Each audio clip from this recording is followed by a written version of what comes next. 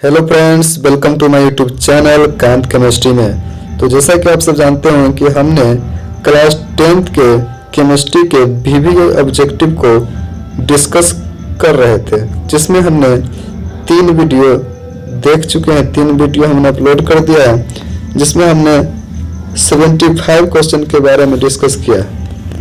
जो कैंडिडेट इस बार 10th का एग्ज़ाम देने वाले हैं, उन सब के लिए ये बेहद महत्वपूर्ण ऑब्जेक्टिव क्वेश्चन है, जिसको एग्जाम में जाने से पहले करके ही जाएं। ठीक है, तो चलिए हमने 75 क्वेश्चन तक देख लिए थे।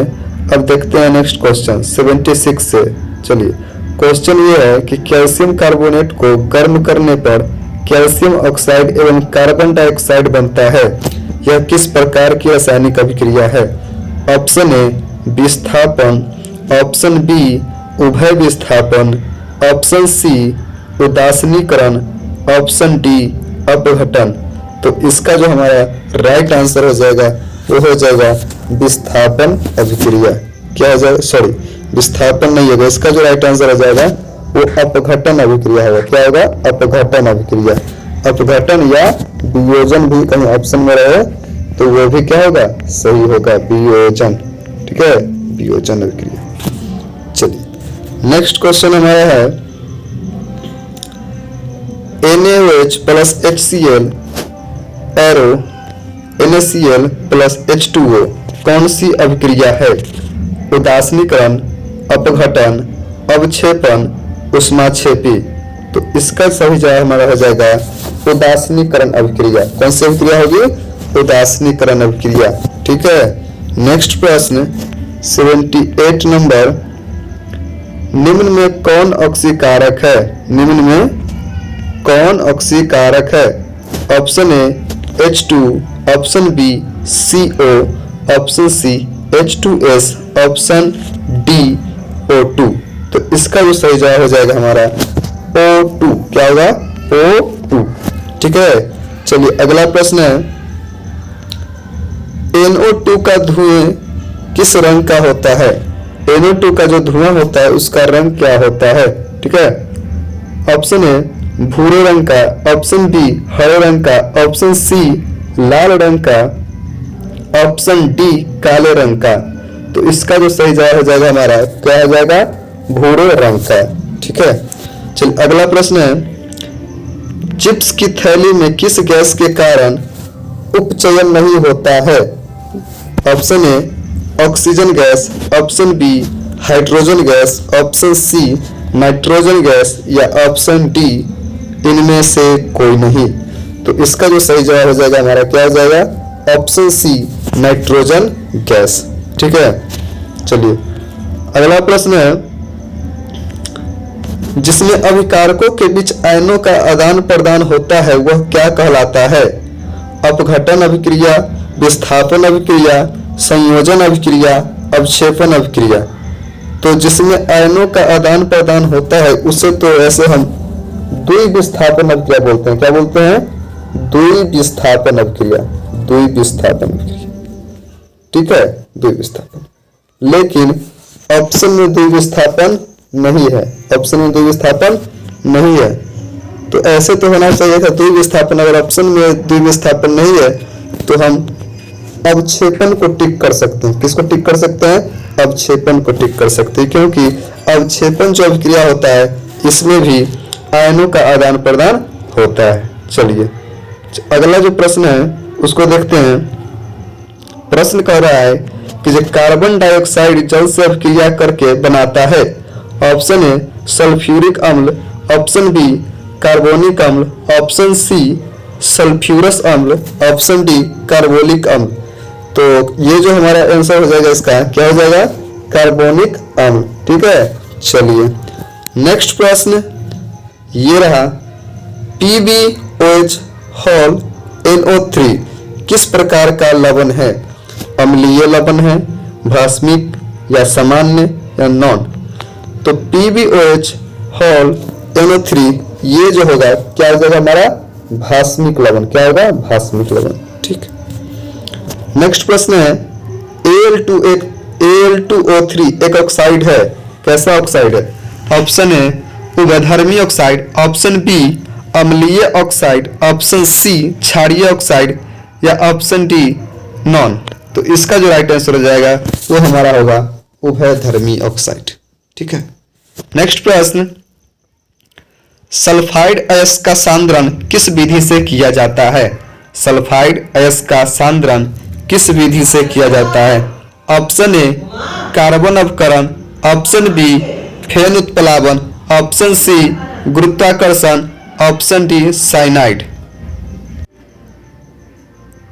इसका जो राइट आंसर हमारा हो जाएगा वो होगा हमारा ऑप्शन नंबर बी, यानी कि ऑप्शन नंबर बी यानी कि फेन उत्प्लावन विधि। ठीक है। अगला प्रश्न देखते हैं। अगला प्रश्न कह रहा है एल्युमिनियम का निष्कर्षण किस विधि के द्वारा किया जाता है? ऑप्शन ए कार्बन अवकरण विधि, ऑप्शन बी विद्युत अपघटन, ऑप्शन सी एल्यूमिनोथर्मिक विधि, ऑप्शन डी साइनाइड विधि। तो इसका जो सही जवाब हो जाएगा हमारा वो होगा विद्युत अपघटन विधि। ठीक है। अगला प्रश्न देखिएगा। अगला प्रश्न बोल रहा है भूपर्पटी पर सबसे अधिक पाई जाने वाली धातु कौन है?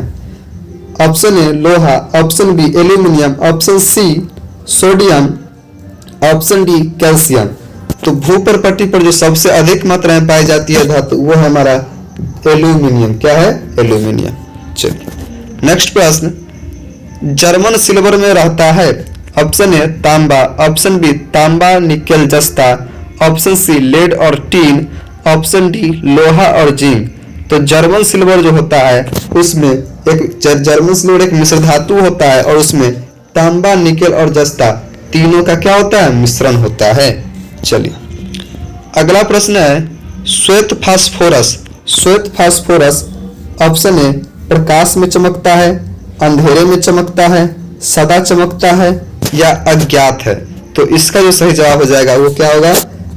अंधेरे में चमकता है। व्हाइट फास्फोरस जो होता है वो अंधेरे में चमकता है।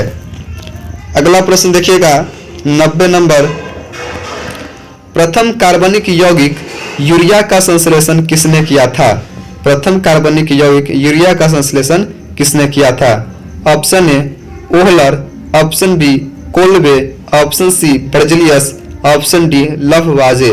तो इसका जो सही जवाब हो जाएगा हमारा वो होगा हमारा वोहलर। कौन होगा? वोहलर। ठीक है। नेक्स्ट प्रश्न है 91, जीवन शक्ति के सिद्धांत का प्रतिपादन किसने किया था? Option A Wohler, option B Kolbe, option C Berzelius, option D लफवाजे। तो इसका जो सही जवाब हो जाएगा वो क्या हो जाएगा हमारा? बर्जलियस। किसने किया था? बर्जलियस ने किया था। ठीक है। नेक्स्ट प्रश्न की ओर बढ़ते हैं। अगला प्रश्न कह रहा है निम्न में कौन सी गैस धातु वेल्डिंग में प्रयुक्त होता है? Option A acetylene, option B ethane, option C butane, option D ethylene.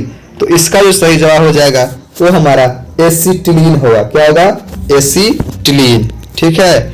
अगला प्रश्न देखिएगा 93 नंबर, साबुन है।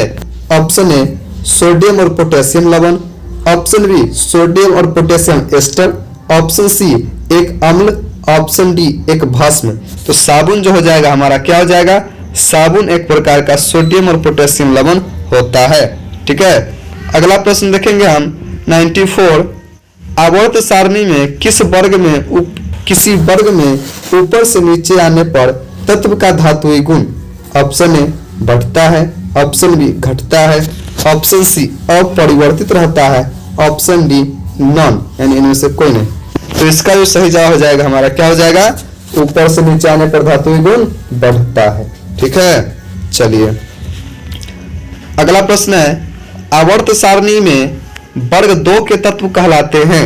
ऑप्शन ए संक्रमण तत्व, ऑप्शन बी मृदा धातु, ऑप्शन सी क्षारीय मृदा धातु, option D lanthanide.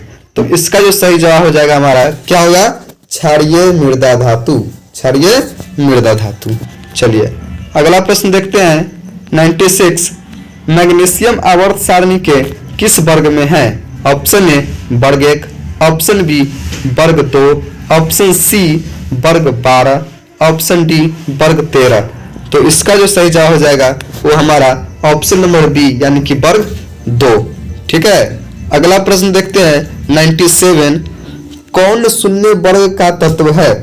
Option A calcium, option B beryllium, option C helium, option D lithium.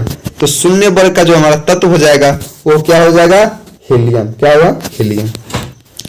अगला प्रश्न देखते हैं, अब तक कितने तत्व का ज्ञात हो चुका है? अब तक कितने तत्व का ज्ञात हो चुका है? Option A 108, option B 118, option C 104, option D 116। तो इसका जो सही जवाब हो जाएगा हमारा क्या हो जाएगा? Option B 118। चलिए अगला प्रश्न पढ़ते हैं 99। क्वेश्चन बोल रहा है किस रासायनिक परिवार की आयनन ऊर्जा का मान सबसे अधिक होता है?